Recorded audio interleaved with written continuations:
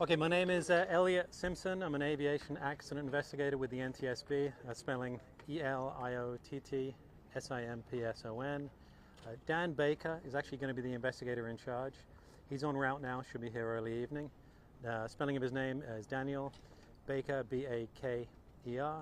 Again, he'll be the investigator in charge and he'll be the primary contact moving forward this evening. So the airplane was a 1985 Cessna 550 Citation.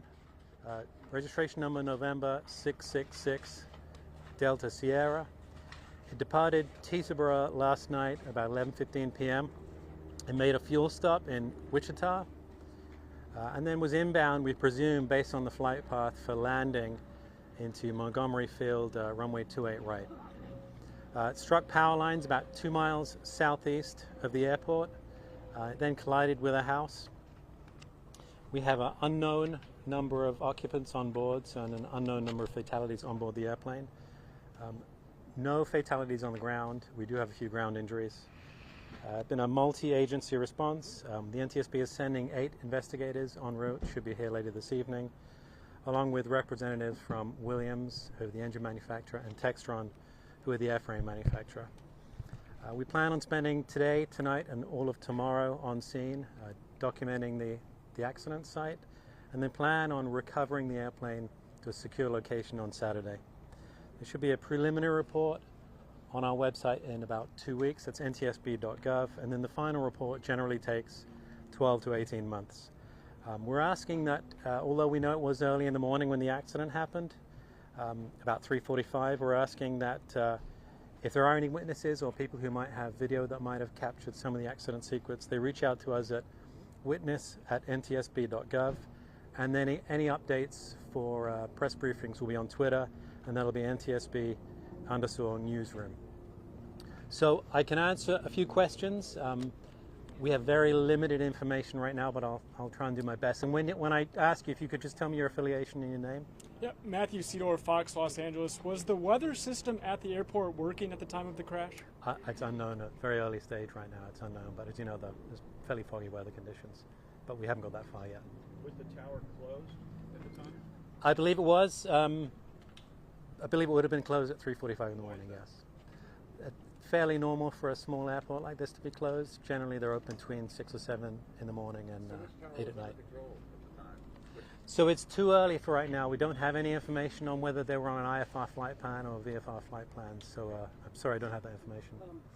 Univision Network, are you working on any theories to find out the cause of this? No, right now we're just documenting the evidence. That's the only plan right now.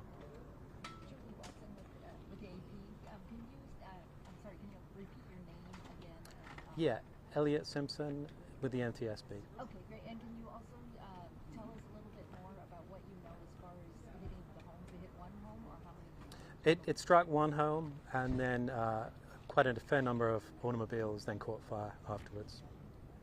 And power line as well? And it did strike a power line about 2 miles away. Is it for a pilot coming in, not knowing weather conditions to land? So I'm going to avoid questions like this right now. They're a little analytical. I'll give you any facts that you would like to know, but probably the analytical questions will pass on. And remember, name and affiliation. CBSA, sorry. Thank you. Liz from NBC News. 2 questions for you. One, was the home that it hit this one? And 2, there's a music group that says that 3 of their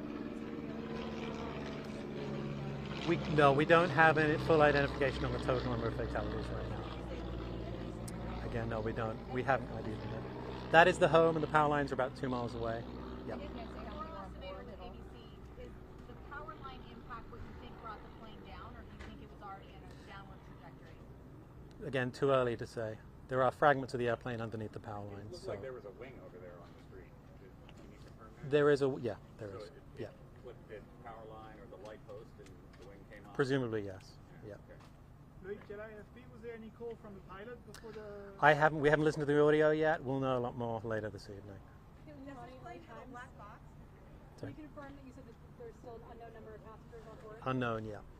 So is it typical for a plane to fly into an airport without anyone at the tower of that particular? Not unusual at all, yeah. No, you can land at an airport when there's no tower controllers there. And sorry, you had... Stephanie with CNN. Does this plane have a black box? So this airplane likely has a flight data recorder and possibly a cockpit voice recorder as well. We haven't recovered those, no. And there were reports of a lot of jet fuel. Oh, sorry, ship goes with ATLA. Yeah. There were reports that there was jet fuel pouring down the street afterwards. We talked about the refueled, I think, in Wichita. Yep. How much fuel would have been on this plane? We don't know yet, but we're going to find out how much they would have fueled that. A fair amount. I'm sorry, you. So can you repeat from what city or state you departed? So Teterboro at about 11:15 last night, then stopped in Wichita at airport with identifier Alpha Alpha 0, which is where they got fuel.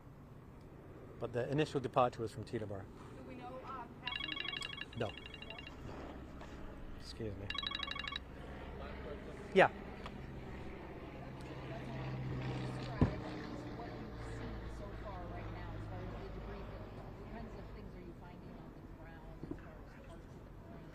So we found fragments of the airplane that are not yet to be identified underneath the initial power lines, and then we do have a wing on the road just on the other side here, and the remainder of the wreckage appears to be on the street just behind you. Okay. Quick Great. question, Justin.